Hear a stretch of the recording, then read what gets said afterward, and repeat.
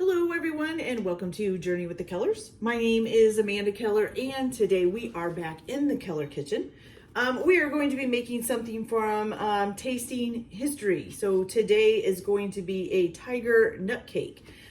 Interesting thing about this is this recipe was actually found on the tomb of Rekhmire, a vizier or chief advisor to the pharaohs Thutmose III and Imhotep II during the 18th dynasty. So that's really cool. Now, as it says in here that, they don't know exactly what the ingredients are. They know that there was tiger nut flour in it and they know that there was honey in it because there was pictures of them getting honey from a bee thing, but they don't really know whether they used water, milk, or beer or other things like that. So basically they just kind of did a little bit of guesswork on some of the ingredients, which is cool too.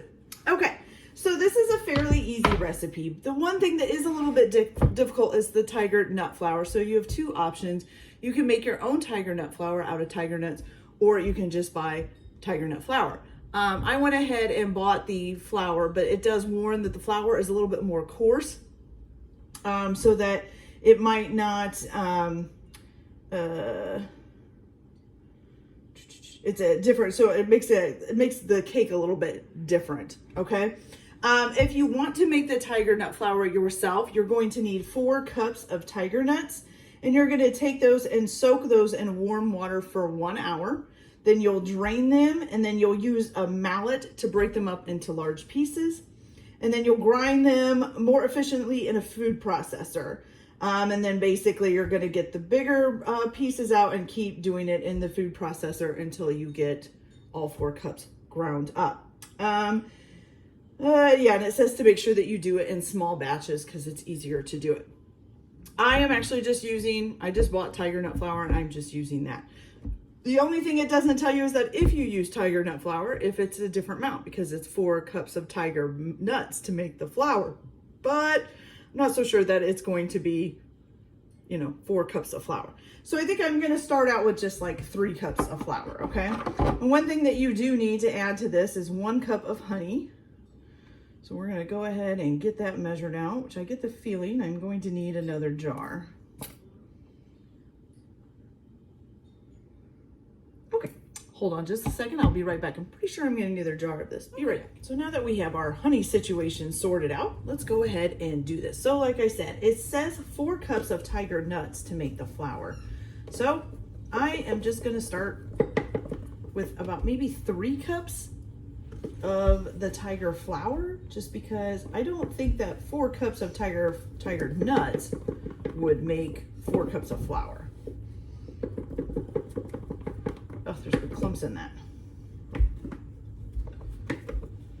Here we go. Okay, so we're gonna do 2 and 3, maybe. There we go, 3. Okay. And you're going to add in your cup of honey, correct? Yes. We may have to do a 4th one. I don't know. We'll see.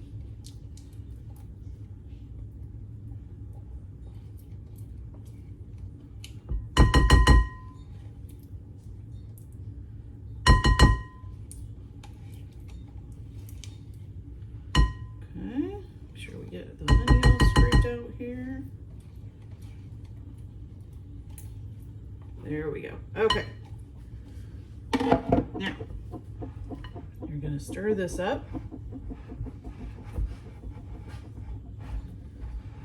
And let's hope it's not too much, because that would suck too.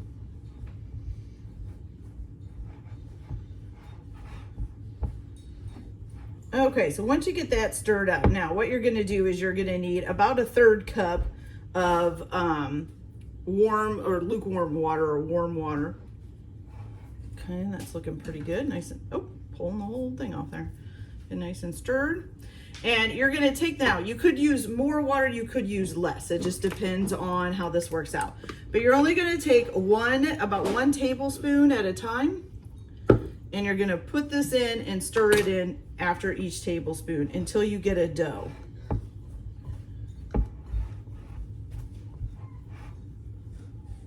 And you're only supposed to do this until it comes together like a dough is what it says. So we'll just keep adding a 1/3 cup.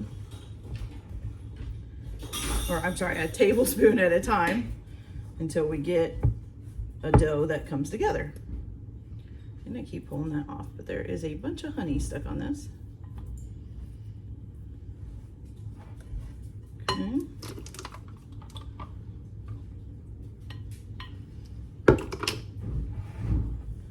So far I've put in 3 tablespoons of water. There's these big clumps of flour together. Try to break those up.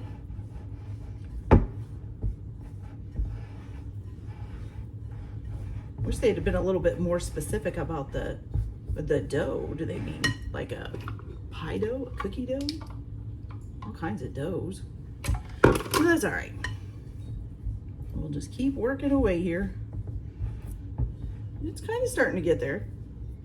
I think this would be better with our hands though, so let's do that. Okay. Starting to get a dough. Starting to go. Okay. So let's just keep going a little bit longer here. Let's add maybe 1 more tablespoon. See what we get.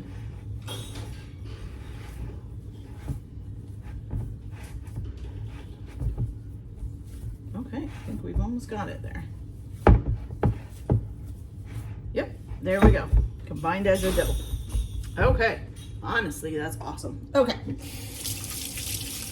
Let's hope we've got enough flour in there though versus the honey, or it might be very, very sweet. Okay, so now we're gonna come over here to the stove, all right? And what you're gonna do here is you're gonna have a pot on your stove. And let me grab the book. Okay, so what you're gonna do is you're gonna add a 1/2 cup of ghee or extra virgin olive oil, whichever one you wanna do. I have some ghee, so I'm just gonna use it. So we've got 1/2 cup of ghee. Ghee just sounds so weird. And a lot of mine is already melted. Okay. All right, so you're gonna put a 1/2 cup of your ghee or extra virgin olive oil, whichever one you wanna use. You're gonna put that in the pan and you're gonna warm it up here. Okay. Okay. So then you just want to cover the bottom of the pan with that ghee, which mine was already pretty melted in the jar, so I don't have to leave it on here for very long. And then you're just going to add your dough to this, and you're going to cook it for 4 to 5 minutes, or until it starts to smell toasted. And you want to keep the dough moving around the pan the entire time while you're doing this, okay? So mine is looking nice. My ghee is looking nice and done there. So let's just put the dough in. And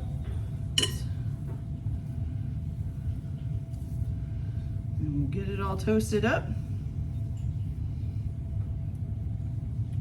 Okay. Once you get it toasted, you just take it out.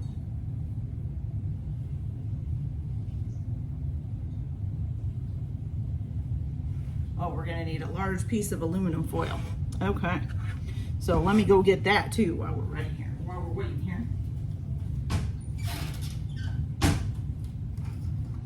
There we go. We'll just set this over here on the counter.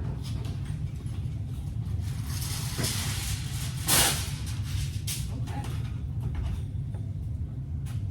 And somehow I've lost my spatula and all this. We'll just grab a spoon. Okay, so keep the dough moving around so it doesn't burn. You can walk through. You can walk through, it's not that big of a deal. All right.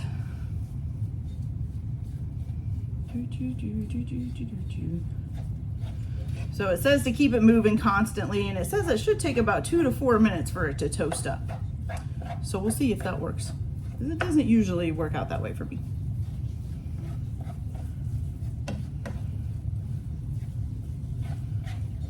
Okay.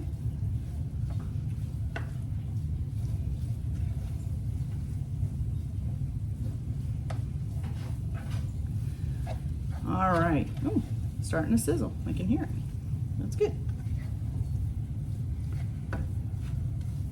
Still kind of wondering though if we used enough flour. Maybe we should have just used the whole 4 cups. but that's okay. If it doesn't turn out right, it might still taste good. You never know.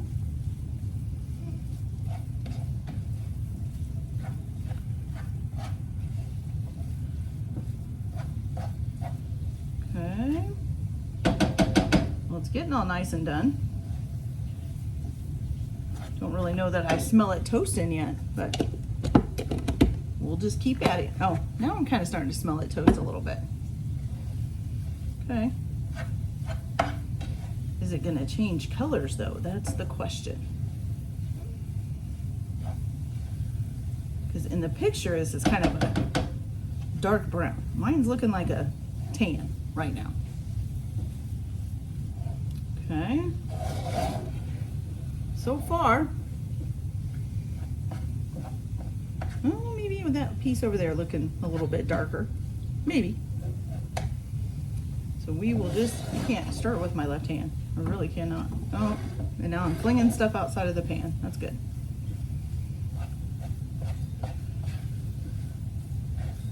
All right.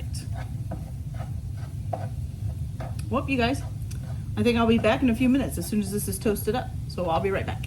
All right, you guys, so once it has started, your cake has started to, or your dough, I'm sorry, has started to toast, then you're going to take it off of the skillet and put it onto a piece of aluminum foil and just flatten it out and leave it there to cool until it's cool enough to handle. They said about 10 minutes or so, okay?